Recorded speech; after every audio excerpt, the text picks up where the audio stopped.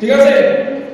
The sailor said to us there will be a storm. তাহলে আমরা narration করেছি এবং ন্যারেশন করতে গেলে মোটামুটি 5টা সেন্টেন্স মনে রাখতে হবে। অ্যাসার্টিভ, ইমপ্লিকেটিভ, ইম্পারেটিভ, অবজেক্টিভ আর এক্সপ্লেনেটরি। প্রথম কথা এই যে ইনভার্টেড কমা আছে, ইনভার্টেড কমার মধ্যে যেটা আছে সেটা কি সেন্টেন্সে আছে বুঝে নিতে হবে। There will be a storm নাকি যে আছে অ্যাসার্টিভ আছে। কোনো একদম এ করার দরকার নেই, বেশি চিন্তা করার দরকার নেই। প্রথমে the sailor subject, said to us, said to হচ্ছে ভার্ব, ঠিক আছে, আর রিপোর্টিং ভার্ব, আর আজটা হচ্ছে অবজেক্ট। আমরা the sailor লিখবো এই স্টপ, sailor লিখবো, the sailor told, said to থাকলে কি করতে হয় told, এই said to জায়গায় কি লিখবো told, তারপরে us কমা তুলে দিয়ে, কারণ অ্যাসার্টিভ সেন্টেন্স কমা তুলে দিয়ে কি বসে দ্যাট বসে, যা সাবজেক্ট তাই দেয়ার উইল বি, ঠিক আছে। এবারে উইল বিটাকে কি করব উড বি করব, কি করব উড বি, আর যা আছে বাদবাকি তাই বুঝিয়ে দেব। তাহলে সহজ না?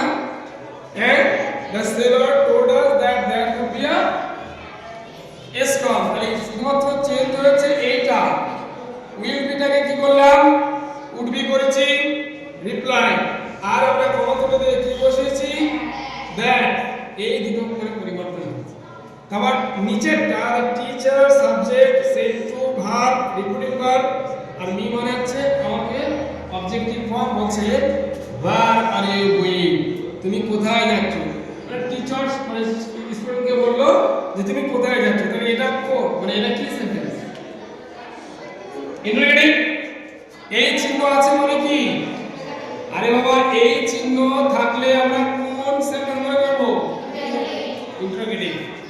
ইন্টারোগেটিভে কমা তুলে দিয়ে দ্যাট বসাই না, কমা তুলে দিয়ে দ্যাট বসাই না। যদি এখানে অক্সিলারি ভার্ব থাকতো, অক্সিলারি ভার্ব দিয়ে শুরু হতো তাহলে আমরা ইন লিখতাম, আর যদি ডব্লিউএস ওয়ার্ড থাকতো তাহলে আমরা ডব্লিউএস ওয়ার্ডই বসিয়ে দিতাম। তাহলে এখানে কি আছে ডব্লিউএস ওয়ার্ড রয়েছে। তাহলে আমরা করি দ্য টিচার, এই জায়গায় সেট টু থাকলে এখানে টোন করেছে, এখানে কি তাই হবে না, এখানে এই চিহ্ন থাকার কারণে আমরা কি লিখবো আস লিখবো।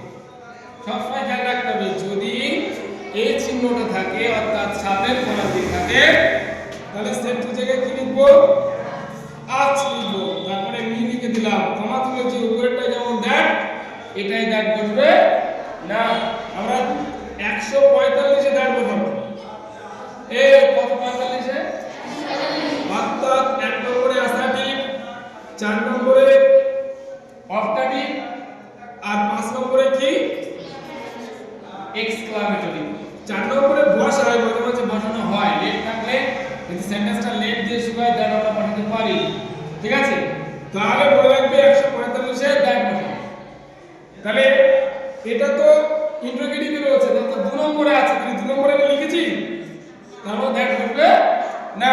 তাহলে এখানে কি লিখবো ডব্লিউএস ওয়ার্ড থাকলে ডব্লিউএস ওয়ার্ড বসিয়ে দিয়েছি। এবার এই সেন্টেন্সটাকে আমরা অ্যাসার্টিভ করব, অ্যাসার্টিভ, ঠিক আছে। where are you going, এই আরটাকে আগে লিখবো না, ইউটাকে আগে ধরবো, এই ইউটাকে আগে ধরবো, সাবজেক্ট লিখবো এখানে। এবার ইউ পরিবর্তন করব, ইউ পরিবর্তন করব, ইউ হচ্ছে কোন পার্সেন্ট, হ্যাঁ ইউ হচ্ছে সেকেন্ড পার্সেন্ট, এক নম্বর ফর্ম। সেকেন্ড পার্সেন্ট কাকে ধরবে অবজেক্টকে ধরবে, মি কে ধরবে, মির এক নম্বর ফর্ম হচ্ছে আই। তাহলে where I অ্যামিজার থাকলে was were, I was going, হয়ে গেল। এইবারে এই যে the teacher asked me, শিক্ষক আমাকে জিজ্ঞেস করলো where I was going, আমি কোথায় যাচ্ছিলাম, এটাই আমাকে জিজ্ঞেস করেছে।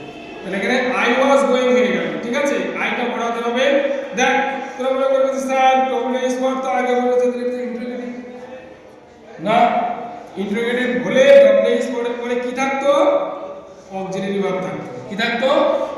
তাহলে ডব্লিউএস ওয়ার্ড থাকলে ইন্টারোগেটিভ না, এই W1H যে ওয়ার্ডটা আটটা রয়েছে এদের পরে যদি অক্সিলারি ভার্ব থাকে তাহলে কি ভাব হবে? কি সেন্টেন্স হবে? ইন্টারোগেটিভ হবে। ভালো করে খেয়াল রাখবেন, এই আটটা যে WH ওয়ার্ড রয়েছে, নটা যে WH ওয়ার্ড, এদের পরে যদি এই ভাবটা থাকে অক্সিলারি ভাব, অর্থাৎ কি am, is, are, was, were, have, has, had যদি থাকে তাহলে তখন হবে ইন্টারোগেটিভ। তাহলে এই যে where I was going এটা কিন্তু ইন্টারোগেটিভ নয়, মনে রাখবে। ক্লিয়ার? Concept clear?